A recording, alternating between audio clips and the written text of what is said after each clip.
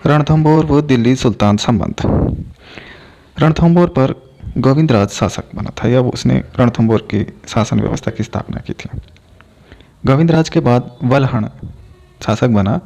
वल्हण के समय इल्तुतमिश ने वल्हण को हराया था और रणथंभौर पर इल्तुतमिश ने कब्जा कर लिया था। वाघभट्ट ने चौहान वंश की पुनः स्थापना रणथंभौर में की। रणथंभौर पर सबसे प्रतापी शासक जो हुआ वह हमीर देव चौहान था। हमीर महाकाव्य, नैनचंद सूरी, हमीर रासो, जोधराज, हमीर हट, चंद्रशेखर से जानकारी प्राप्त होती है हमीर देव चौहान के बारे में। हमीर देव के पिता जय सिंह ने 32 वर्ष शासन किया था रणथंभौर पर।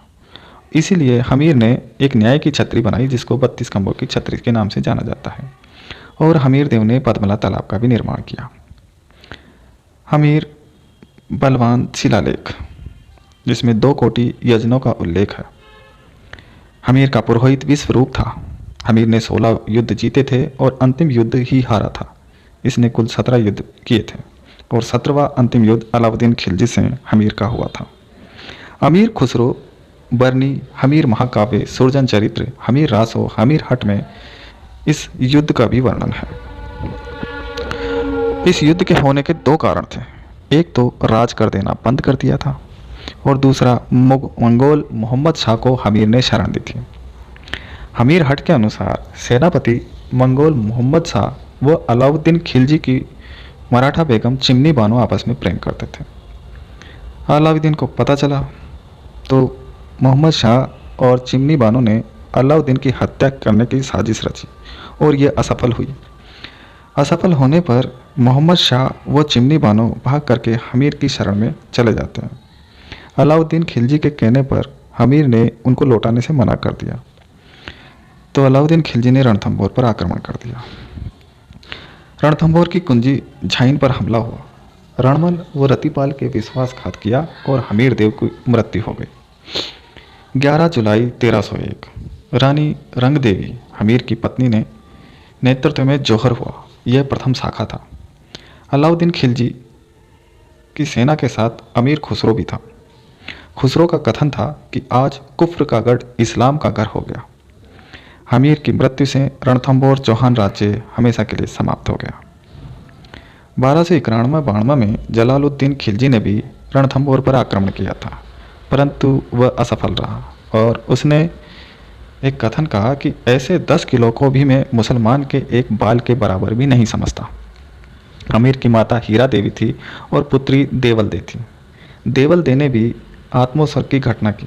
उसने जल में अपनी जान दे दी थी और ये जल जौहर कहलाया। हमीर की उपाधियाँ शाकंभरी नरेश जो आचार्य बृहस्पति ने दी थी। झाइन दुर्ग पर उलुग खां, अलफ खां, नुसरत खां ने आक्रमण किया था। हमीर ने जिनको शरण दी उसमें मोहम्मद शाह था, चिमना बाई थी, कहबरू था, कमरू था और बारबक थे। रतिपाल सेनानायक था, रणमल दुर्ग रक्षक था और सुरजन शाह अन्न भंडार रक्षक था। जालौर व दिल्ली सुल्तान के संबंध। जालौर का प्राचीन नाम जाबालीपुर और दुर्ग का नाम स्वर्णगिरी है। जालौर के संस्थापक नाडोल शाखा के कीर्तिपाल चौहान थे। कीर्तिपाल के बाद समर सिंह शासक बना। समर सिंह के बाद उदय सिंह और उदय सिंह के बाद में चाचंग देव शासक बने। 1305 में कानड़ देव चौहान शासक बनता है।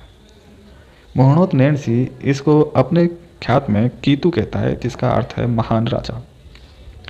जालौर की दुर्ग की कुंजी सिवाना दुर्ग ये मारवाड़ राजाओं की शरण स्थली था।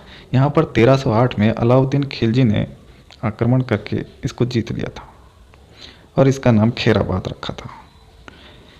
सिवाना दुर्ग पर कमालुद्दीन गर्ग ने आक्रमण किया था और फिर कमालुद्दीन गर्ग ही सिवाना दुर्ग का रक्षक बन गया। इस युद्ध में सातल व सोम मारे गए और यहाँ पर 2 साखे हुए थे। वीरम व पवार भी मारे गए थे।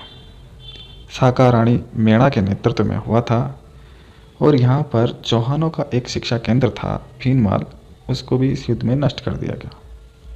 1311 में अलाउद्दीन खिलजी का आक्रमण होता है और सेनापति दहिया राजपूत बीका धोखा दे देता है इससे कानड़ देव व उसका पुत्र वीरम देव मारे जाते हैं। रानी जेतल देने जौहर कर लेती है। अलाउद्दीन जालोर दुर्ग का नाम जलालाबाद रख देता है। इस जालोर दुर्ग में अलाई दरवाज़ा मस्जिद का भी निर्माण किया जाता है, जिसको तोप मस्जिद भी कहते हैं। इसी जालोर दुर्ग में फिरोजा का मकबरा का निर्माण भी अलाउद्दीन खिलजी करवाता है। इस युद्ध की जानकारी कानड़ देव प्रबंध पद्मनाभ व वीरम देव व सोनगरा की बात से जानकारी मिलती है। मोहनत नैणसी युद्ध का कारण वीरम देव व फिरोजा की प्रेम कहानी को बताता है। अलाउद्दीन खिलजी को जब फिरोजा और वीरम देव के बारे में पता चलता है तो फिरोजा वीरम देव से शादी करने के लिए कहती है। अलाउद्दीन वीरम देव के सामने दो प्रस्ताव रखता है, या तो फिरोजा से शादी करो अन्यथा युद्ध करो। वीरम देव ने फिरोजा से शादी अस्वीकार कर युद्ध को चुना। युद्ध में हार जाने पर वीरम देव ने कुल देवी आशापुरा माता के सामने आत्महत्या कर लेता है। एक कहानी भी है दल्लू नट की पुत्री सिणगारी। ये इसको कानड़ देव कहता है कि अगर सामने वाली पहाड़ी से इस दुर्ग पर रस्सी पर नाचते हुए एक सिरे से दूसरे सिरे तक अगर आप पहुंच जाओगी तो मैं आपको जालोर का दुर्ग इनाम स्वरूप दे दूंगा। सिणगारी एक सिरे से दूसरे सिरे तक रस्सी पर नाचती हुई पहुंचने ही वाली थी कि कानड़ देव के कहने पर रस्सी कटवा दी जाती है, जिससे सिणगारी नीचे गिर करके मर जाती है। कानड़ देव पर यह कलंक हमेशा के लिए लग जाता है।